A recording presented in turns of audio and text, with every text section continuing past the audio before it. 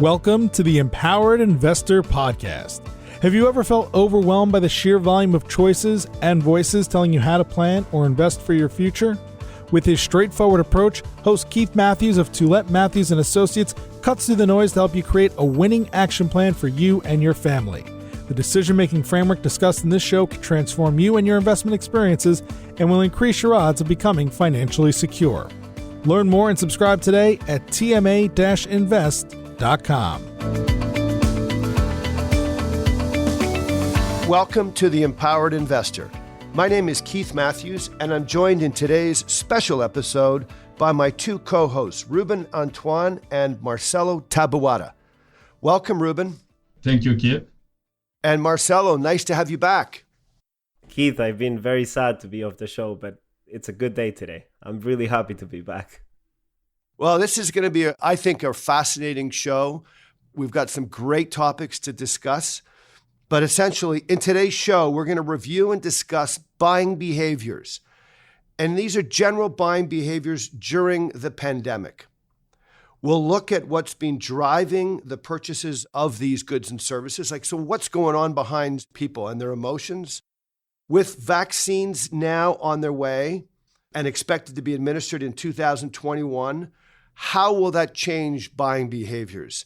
And then finally, we're going to look at what are the investor implications during the pandemic, and what are the implications for investors post-pandemic. So Marcelo, let's get you back in the groove here because you've been off for about 7 or 8 shows. Right. Why are we doing this show? Always an excellent question. You've seen the last week, the vaccine results were announced. Still not final, but I think we have now a feeling that there's a light at the end of the tunnel. It could be a game changer. And we've seen during the pandemic that by looking at different behaviors people have had, this has been tough in a lot of sense for people. And, the stock market at the end of the day is about people. It's people buying and selling. So we've seen behaviors that definitely have changed the way we live on a day-to-day basis. So what we do in trying to help people become better investors, this could have an impact in the future. So we can help them get out of trouble by managing some of the bad behaviors that we've seen during the pandemic. But it's been tough on the personal side, not only on the investing side. So it's good timing. Ruben, do you have anything to add to Marcelo's comments? Yes, I think it's really interesting to look at people's behavior because at the end of the day, people are driven by their emotions. And when you look at the stock market, they always said that the stock market is driven by the fear and greed of the people buying and selling stocks. So by looking at the fear that people are living because of the pandemic, the present fear that they are living right now, but also their worries about the future, we can see how this fear is influencing them in what they are doing in their day-to-day life and what they are buying. So I think it's going to be really interesting to discuss this today. Yeah, I agree 100%. So what essentially we're going to do is, and maybe in the first 10 or 15 minutes, we're going to kind of review and discuss what people have been doing in their day-to-day lives, what they've been buying and what demand has been pushing things. And there's some great examples as to why that might continue and why it might not. And then in the last part of the show, we're going to switch gears and then kind of talk about, what's been going on within the stock market? Because there's different stories. Some stocks have been booming and some have been lagging. And I think we got some nice, hopefully, lessons for our listeners. So with that, Ruben, let's get into buying behaviors during the pandemic. Let's talk about a bunch of different examples and toss some ideas around. Well, the first that come to mind, and most of us have heard on the news about the real estate market. Let me tell you that I'm really happy that I bought my house 4 years ago, because if you're trying to buy a house now, the market is going crazy. There is a lot of overbidding wars, like many people bidding on the same house when they want to buy a house. So prices are going up like crazy in Montreal, but not only in Montreal, people from Montreal, because of the COVID crisis, people think that this is going to last forever, kind of. So some people are buying bigger house, moving out of Montreal and going to the suburban area. And many of those people work in Montreal. So we may ask ourselves, is this due to what's going on? Is it rational that they are going further? There is some area like Saint-Jean-sur-Richelieu where the houses are going up just because there's a lot of demand. Granby, the real estate market is up 72% in Granby. Wow. It's crazy. Yeah, that's amazing. And for our listeners outside of Montreal, Ruben is referring to suburbs that are anywhere from 30 minutes to 1 hour drive outside the city core. So, that speaks to the exodus of people leaving sort of the downtown core and bidding up prices in suburbia. And that is happening across the country. Marcelo, you were going to add in something. Yeah, like exactly what you said, Ruben. We bought a house with my wife about a year and a half ago. And we bought a single family detached home in the West Island of Montreal. And we are now seeing condos, who are a fraction of the size and co-ownerships going for the same price that we paid for our house a year ago. So that's an indication of how crazy things have become in the real estate market, which is scary for a lot of people. Okay, so if suburbia real estate's going up so quickly, why is it going up so quickly? What do people want? Well, there's different things, First of all, people have been working from home. So sometimes you will find a situation where Mr. and Mrs. are working, on the kitchen table or in the same room, and they want a bigger house so that they can each have their own offices at home. Again, it's the idea that they think that in general, they're going to keep working from home in the future. That's one of the reasons why, to afford a bigger house, they will go in the suburban area. Right. If you have a buzzing lifestyle and you were used to going to restaurants and always like hosting and going out and like moving around in the city, all of a sudden you lost that with the pandemic and that got accentuated and now you're looking for bigger space. And I think that's why a lot of people ended up doing the jump to suburbia. Yeah, it's almost like people saying, well, everybody almost needs to have an office now. Homes were not built to have 2 or 3 offices, nor were homes built to have home gyms. And now all of a sudden there's a huge push for that. And that push might stick around for quite a while. But the reality of it is that things don't always push forward. And I think people are looking at some of these purchases and saying, well, we're going to be in a lockdown for a long, long time. And I just want to have all this extra space. What are the other kinds of ideas that we're seeing out there? What's going on? Marcelo, do you have anything you want to add in there? Yeah, you mentioned gyms from home. I kind of put together a gym in my basement and I honestly love it, but I could see how some people could get excited and spend a lot of money and then just drop them because, a lot of people, they like going to the gym and the buzzing atmosphere of the gym. I'm not one of those people. I enjoy working from home and working out at home, but time will tell, maybe I'll regret my purchase in 2 years. Yeah. And so what we're seeing in all of this is behaviors that are pushing demand up for certain materials. So I can't help but think, I just spent the weekend at the cottage. The stories that we're hearing in cottage country, and this is pretty much universal now across the country, is that land that local cottagers would say, well, that will never sell, has been snapped up. And people have almost gotten into the habit of saying, well, since I'm going to work at home, I might as well work in the cottage close to nature. Listen, I've been a longtime cottage owner for 25 years. My wife and I bought a very small cottage in 1994 at a great price, incidentally, the year before the referendum. Where I came from back then, everything was for sale. And quite frankly, everything was for sale for the last 20 years, except for now. So now you've got people saying, well, chances are I'm probably going to be able to work from a cottage. Maybe I'll build an office in the cottage. Maybe I'll have 2 offices in a cottage. And so discretionary spending is leaving areas like restaurants, dining, travel, vacationing, and it's going into all these areas. And, I don't know if that's sustainable. I chuckle a little bit when I hear people say things like, well, I'm really interested in buying a cottage. I'm prepared to spend a fairly large amount, but I don't really want to lose money in the next 5 or 10 years. And I'm like, well, now's not the time to be buying a cottage because there's a chance that people are going to wake up in 2 years from now and say, you know what, I really don't like the commute. Nobody told me it took 3 hours to get to my cottage. And I keep on getting these mice in my cottage. And Ruben, you were saying, you were saying that before. I mean, a cottage really at the end of the day it's a house in the woods. Right. Yeah. Yeah. And if you're not ready for that, all of a sudden you may not like owning a house in the woods in 3 years from now. Well, especially if you don't use it that much, right? You have 2 mortgages and when the pandemic is over, you will go once in a while, every weekend or every 2 weekends. And then you may start wondering, do you want to keep paying that mortgage and you don't use that asset that much? So, what else, Marcelo? You got an idea there? Yeah, you got to believe too that it is as it is really hard to maintain a house, if both husband and wife work and you have kids, and now all of a sudden you have to go back to the office and you have to maintain two houses. So I'm sure in a pandemic it's easier because you're home and you're working from home, so time opens up. But it'll be interesting what happens when everything goes back to normal, if those lifestyles are going to be sustainable. Do you think, having been an owner for 25 years of a cottage, do you think people will come to regret this decision? Absolutely. Okay. I think there are people that are buying things right now. And clearly, look, the work from home trend, I think, has been going on for about a decade or two, will continue to go on and will accelerate. But there will be a lot of people that will be asked to come back to work 9 o'clock on a Monday morning. And when they were used to working from their cottage for a day or two and or drive, no longer can you just drive to the cottage on a Friday afternoon and take an hour and a half. It will be back to the old days. Drive to a cottage, it will take you 2.5, 3 hours. They might be able to last for a couple of years. And the affluent, I think this is a permanent trend. I think the affluent can afford both, and they might choose to keep both. They'll just keep it, and they'll be very comfortable with that. But it's not so much that group that I think will get burnt. It's those that are stretching.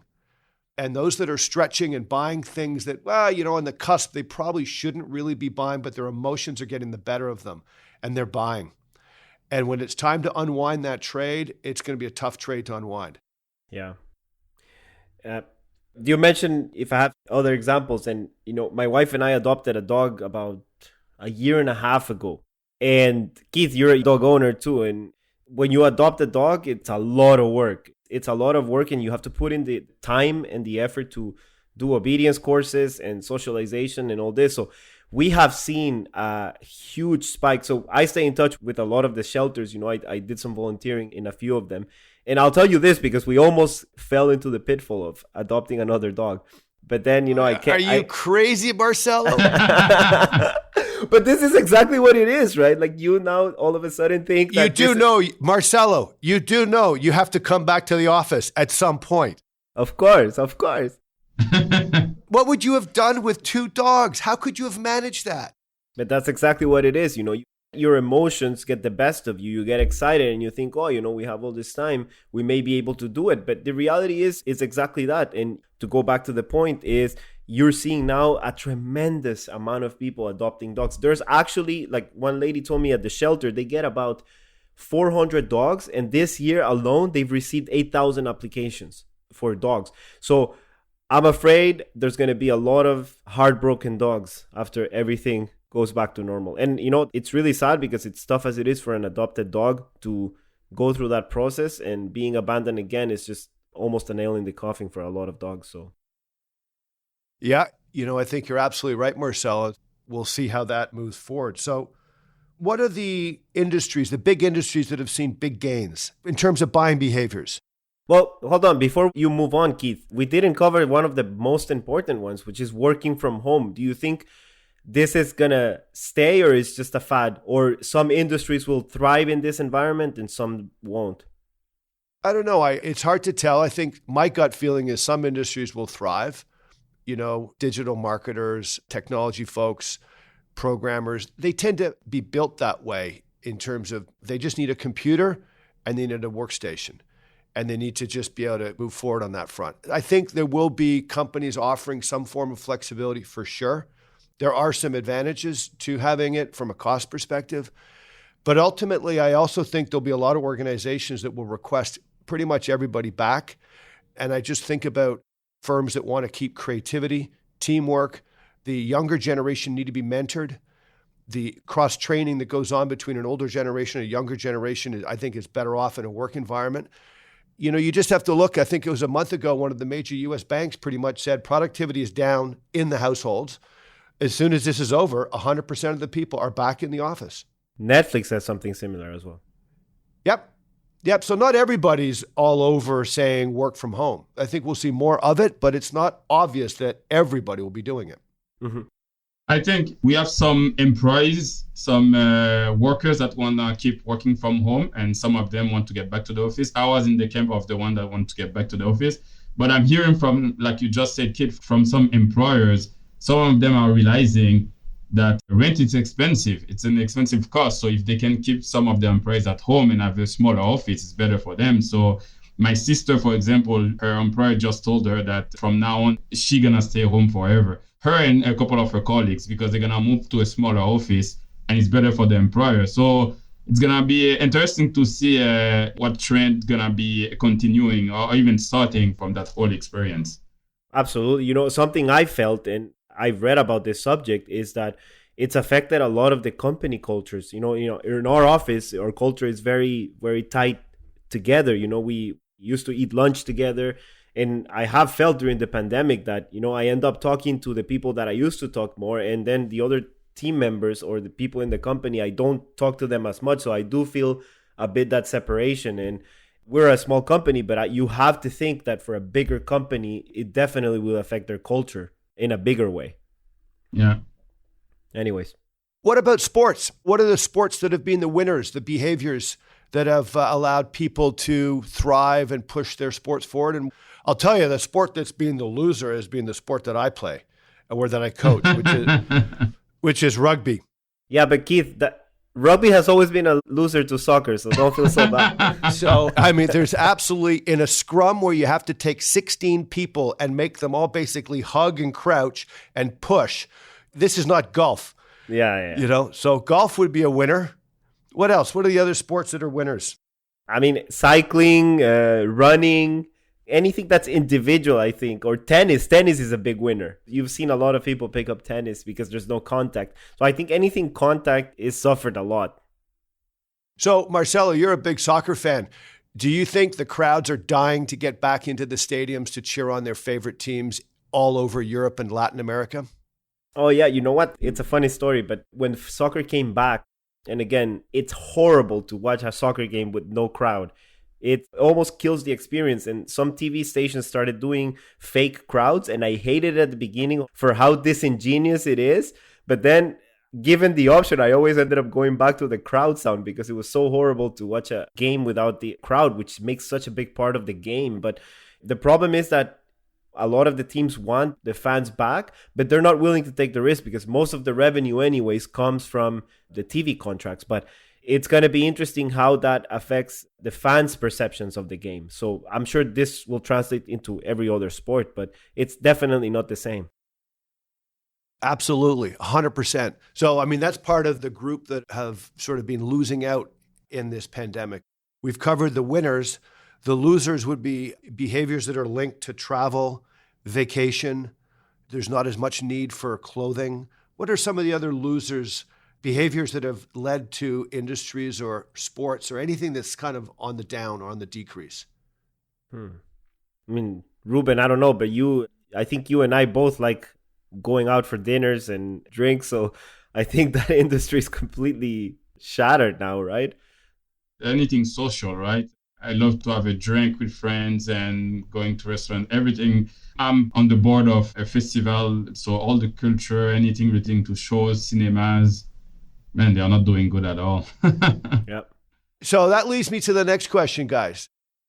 What are the top 3 things that you and your wives are looking forward to doing in 2021-22 when we get through this pandemic? What are the top 3 things, each of you?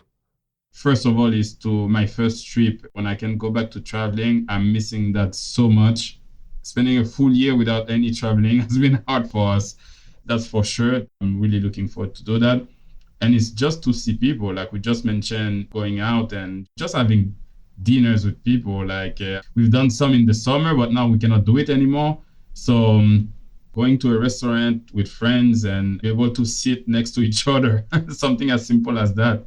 No social distancing. So those are great points. Essentially what I'm hearing is, Ruben, you're tired of doing the Zoom cocktails. Oh, yeah. I don't do them anymore. Zoom fatigue. It was funny back in March and May, but now Zoom 5 à 7, I don't do them anymore. Those are great points. Ruben. I know a lot of Canadians and listeners would share that zest to travel and just to be with people. For sure. Marcel, how about you? What are you and your lovely wife, what do you want to do in the next 18 months? I think the biggest one is that we love to host in our home. I think that's the biggest one we're looking forward to, having family, friends over. Second one is for sure having the experience again of going for a restaurant and going for drinks. I don't know you guys, but I'm sick and tired of takeout. It's just not the same. It's just not the same experience. And then third one, I'm going to be a bit selfish here. I really miss going to a cigar lounge. I haven't been able to do that in a while. And I don't know how long it's going to be, but I do like the whole experience. And I'm really looking forward for that. That's amazing. So when I listen to both of you, we are at the end social creatures. Yeah, absolutely. You probably resemble what most people want to do, which is get out, do things, see things, travel, be involved in culture, be with your friends, be with your family. Imagine, I think there'll probably be a time somewhere in the future where if you want to hug somebody, you'll probably have to say, are you okay? Can I give you a hug? There'll probably be this transition permission period required. It's funny you mentioned that because I'm a Latino and everybody who knows me, I'm a very happy and loving guy. So every time I meet a friend, I always hug them. I just like to give up love like that. And I do miss that a bit this summer in all the social distancing barbecues. It was almost an instinct to go for that hug. And I was like, so definitely I'm looking forward to hugging again. I'm the same, Marcelo. From the Caribbean, you don't say hi by distance. Yeah, you need to hug, kiss, hold people. And let me tell you that my girlfriend and my daughter, they're having a lot of hugs from me. I have them to give love, but I do miss, just seeing my family members, my parents, and I couldn't even hug them during the whole year. This is hard. Yeah, absolutely. So what we're talking about is this light at the end of the tunnel. I think most people, when you think things through, and you see the behaviors that the pandemic created and the pent-up demand for certain types of goods and services, I think most people can see that there will be some form of reversal. There'll be some form of going, not necessarily back to the way it used to be exactly, but definitely a lot more of what we used to do. Let's transition the conversation, and for the next 5 or 6 minutes as we wrap up now, let's transition it into the investment world. Because just as we got all these buying behaviors in the personal world, these buying behaviors have also been occurring inside the investment stock market world, where you've got thousands and thousands of companies out there. Some of them are going to be in favor, and some of them aren't going to be in favor during the pandemic. And what will we see happen thereafter? So, Ruben, you got a couple of stats with regards to two things: the QQQ, which is the NASDAQ 100, and we chose that as the in favor security. And then we chose the out of favor, which was U.S. small value companies. So, Ruben, why don't you share the results so far? Yeah, so I look into the performance of Invesco QQQ, which is mostly representing, tech stocks and growth stocks. And like Kit said, the other one is the Vanguard small cap value ETF. So to compare the other side. So the year-to-date performance as of the end of October for the QQQ, the growth stocks, is 27%. Just to be clear here, then what we're doing is we're going just prior to the U.S. election and just before vaccines here. So we're in the thick of the pandemic still, up to October 31st, technically. Exactly. So we're going to start with that, and then we're going to discuss the more recent performance in terms of including the month of November in there. So like I was saying, the QQQ1, the growth stocks and tech stocks, year to date until the end of October, 27%. And the Vanguard small cap value, so all these other industries and sectors that didn't benefit as much from what's going on, Vanguard small cap value was down 16%. So you can see here with the performance of each side, which one were the winners and which one were the losers as of the end of October. Yeah, these are great stats because this speaks to this idea that even within, for example, the S&P 500, you've got a dozen stocks that are holding up the entire index. So there was this discussion that the 5 FANGs or the 5 technology stocks are holding it up, but really the S&P 495 was still negative. And then you've got areas within economies that are negative by quite a bit, like banking is negative, industrials is negative. Yes. Commodity cyclicals negative. Those are great examples so far up to October 31st, Ruben. Yes. But funny enough, the month of October, so now we are looking just 1 month, all the anticipation of the election and the positiveness in the market, the QQQ was down 3% and the Vanguard small cap value was up 3%. What do you think caused that, Keith? Well, I think what you're seeing a little bit is a rotation. Before the U.S. election, there was the thinking that if Biden was to get in, that would be good for smaller company stocks. And so I think that's reflected in those activities. Yeah, so there was a reversal there, but then, as you all know, there were some announcements from Pfizer about a vaccine and some other vaccines coming up. So the 1 month performance, but this time as of November 13, so from mid-October to mid-November, QQQ performance was -1, but the Vanguard small cap value was +8, almost +9. It's not only a reversal, the small cap value areas is performing way better in the last month as of mid-November. Wow. So that's a 9% rotation. Yes. That's really interesting because obviously if you look in the pandemic, the same thing we were talking about social behaviors, the same thing was going on in individuals buying certain companies. And emotions can get in the way. And often people, even though the company is a great company, even though the company has got great brand value, has great client service, has a great product, doesn't mean that people are paying fair value for it. They may be overpaying for things, just like they may be overpaying for cottage country. Yeah. Can you give some example of these companies, Kit? Well, I mean, I think the companies that were really in vogue were the social distancing stocks, or what they call it, the stay-at-home stocks. That would be Netflix, Amazon, Shopify, Zoom, Peloton, the biking company, and growth stocks in general. It's funny because in the news, they were giving some other example of companies that benefited from that whole stay at home. Other companies like Tupperware, just because people are cooking more at home, they are doing very well. And, board games company and Mattel, the company that has Barbies, because people started buying dolls and games for their kids. So it's not only the tech stock, but all the other stay at home stocks were really benefiting from that social distancing. Yeah. Construction companies too. I was talking to somebody in the industry and he was telling me that the 2x4s, woods that they used to put together houses, have gone up about 50% compared to a year ago. And a lot of people are putting money into their walls. I can confidently say that my honeymoon is in my walls now because I was supposed to go to Greece last year. We put it off to buy a house and now, we ended up putting money into the house. So those industries have gone up a lot. But to go back to the behaviors that we've seen, it's like you said, Keith, we saw people voting with their money into exactly the same behaviors they were showing in their day-to-day lives. So all the social distancing stocks took tremendous growth in the last 6 months, 8 months because of the pandemic. And because we have this idea of, like, they call it the recency bias, thinking that just because we're living this now, it's going to go on forever. And human beings are super adaptable. So we tend to adapt to our new normalcy levels, right? Absolutely. For sure. We talked about the winning sectors, but the losing sectors, the industries that really took it hard in the last year would be banking, financials, basically due to perception of bad loans and losses. Any industrials, which has to do with, a growing economy. For sure, travel stocks. I mean, that's a no-brainer. For sure, energy stocks. For sure, REITs, real estate investment trusts. And in general, value and small company stocks, which historically have been the best performing over long periods of time, really suffered in this past 12 months. It would be a good time to buy into this industry, but that's not what people are necessarily doing right now. Well, they might be doing it now. Before the reversal. Yeah, I mean, they might be doing it now. I mean, I think you're seeing a record amount of recommendations coming out that the rotation makes sense, that you should move away from those high-priced securities and go into the stuff that's being beaten up. When you tell people buy things that are beaten up, their gut feeling is typically, well, that doesn't feel good.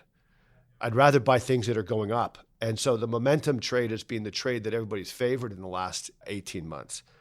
If there truly is going to be a pandemic recovery, and if the vaccines do work, we still have a tough winter ahead of us.